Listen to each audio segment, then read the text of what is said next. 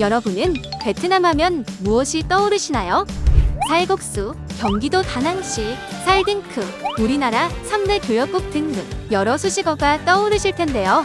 그중 2018년 베트남을 강타한 쌀딩크 신드롬은 우리나라와 베트남의 사이를 한층 더 가까워지게 만들었습니다. 박항서 감독이 이끈 베트남 축구 국가대표팀이 아시안게임 4강에 진출하면서 베트남에서는 또 한 번의 한류 열풍이 대차게 불었죠.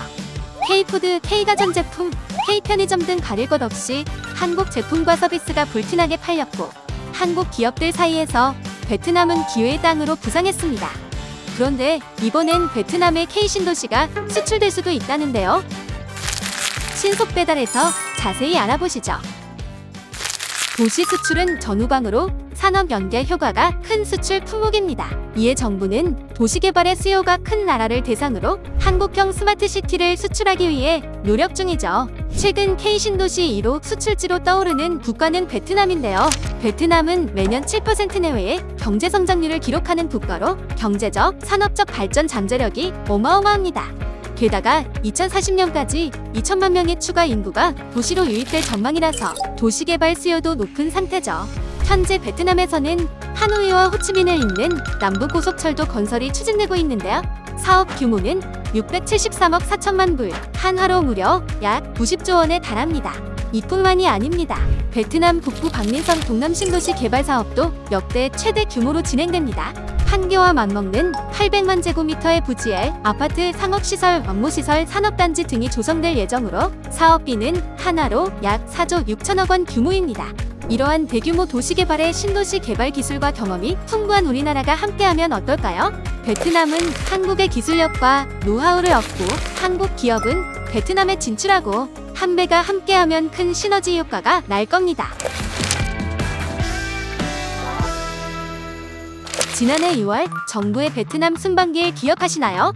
당시 순방길에 함께한 이한준 LH 사장은 양국의 정상들이 모인 행사에서 베트남 지방성 성장들과 UGPP 추진 양해각서를 체결했죠.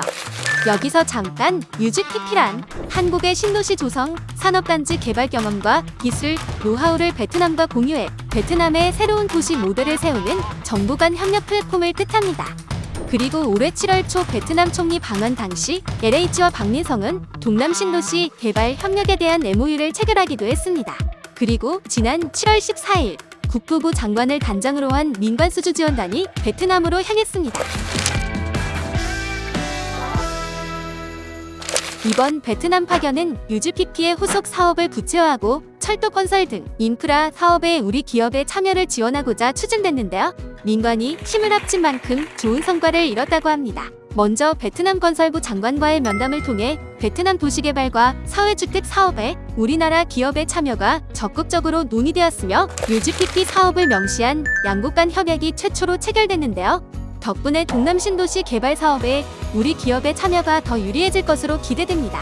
또한 베트남 교통운송부 차관과의 면담을 통해 남북고속철도 사업에 우리 기업이 참여할 발판을 마련했고 정부가 마련한 한배 혁신 포럼에서는 우리나라 기술의 장점과 경험을 공유하고 금융지원 제도를 소개하는 시간을 가졌습니다.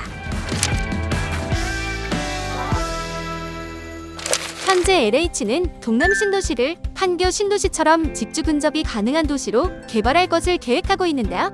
파견단은 박민성 당서기에게 LH의 신도시 개발 기술과 경험을 설명하며 베트남 도시 개발 성공을 약속했고 박민성 측은 동남 신도시 개발 사업에 LH가 참여하길 희망한다는 뜻을 전했습니다. 이로써 10여 년 동안 논의되었던 K신도시 수출이 점차 현실이 되어가는 것 같은데요. 정부는 앞으로도 K신도시 수출을 위해 베트남과의 협력을 지속적으로 이어나갈 예정입니다. 동남 신도시를 우리나라 기술로 성공시키고 베트남 고속철도 건설도 우리나라가 선점할 수 있도록 더욱 힘쓰겠습니다.